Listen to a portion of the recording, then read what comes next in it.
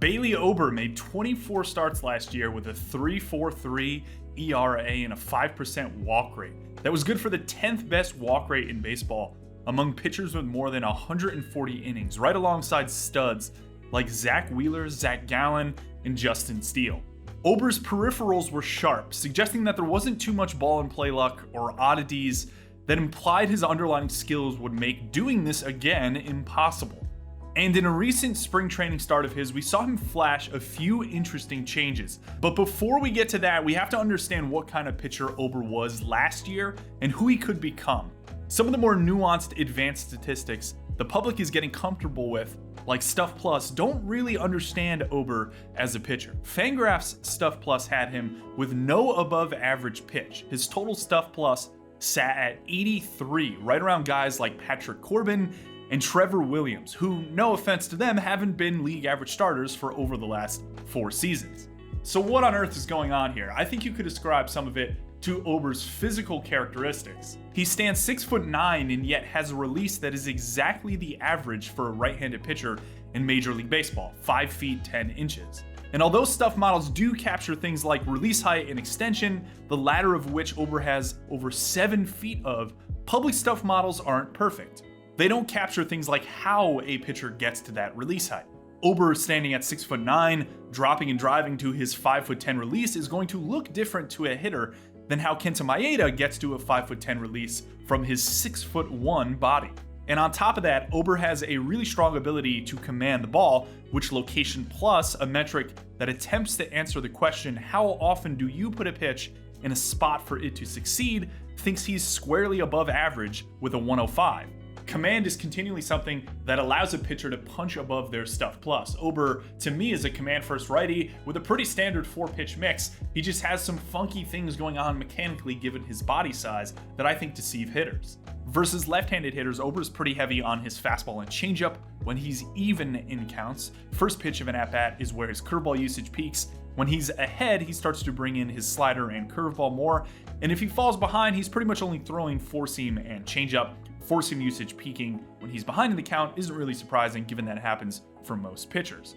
Now let's look at his locations, which I'll often toggle between based on the count to show differences, but Ober has such good control that they don't really change too much, so we're just going to look at them broadly. He has an incredible ability to keep his four-seam up in the zone.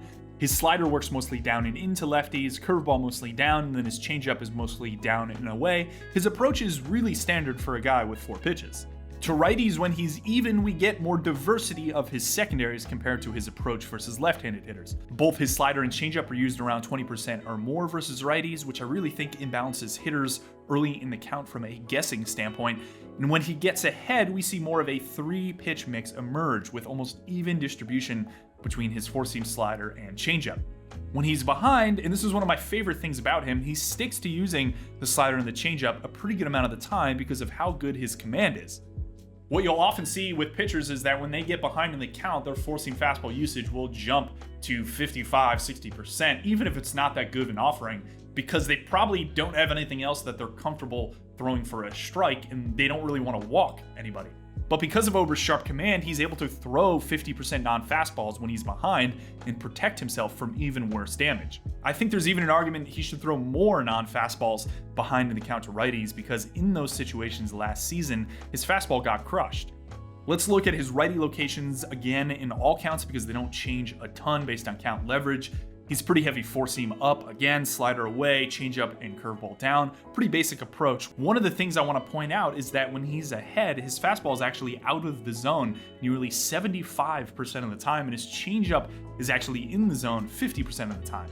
It's just another reason why I think he's able to sequence and spot pitches to play above his stuff numbers.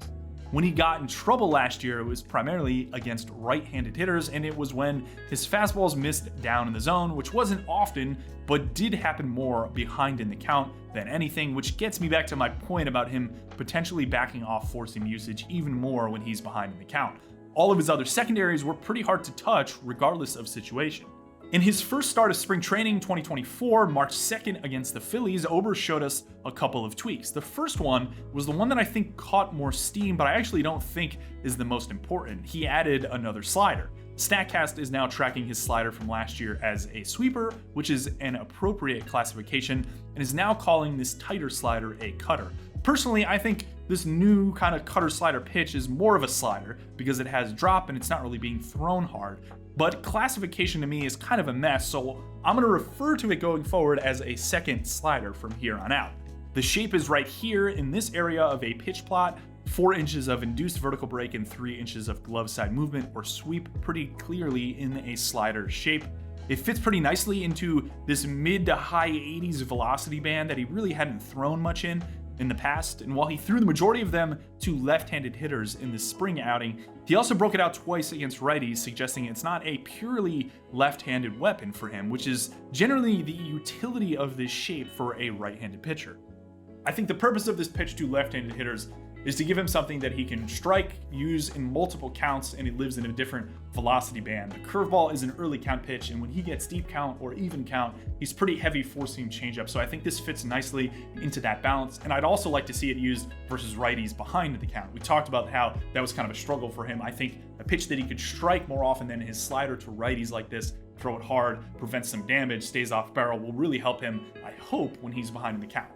The other tweak I found more interesting with Ober was an adjustment to his already good fastball. The pitch was 91 miles per hour last year with 16 inches of induced vertical break and 7 inches of arm side movement from his 5.8 foot release. In a small sample of spring pitches, this fastball was up in velocity about 2 miles per hour, picked up 2 inches of vertical, was moving more arm side, and most importantly, it was thrown from a release that was about 3 to 4 inches higher, while his extension was also down a couple of inches. So we see the interaction there between extension being lower, possibly raising the release height slightly. If you were to run this new fastball through a stuff model, it would like the pitch more. Although we don't have Fangraphs Stuff Plus for spring yet, Ober's fastball, which got an 83 last year, a below average pitch, would probably be something more like 100 to 105 this year, a strong increase for a pitcher with already great command. This tweak intrigues me a bit because I think something may have changed mechanically with Ober.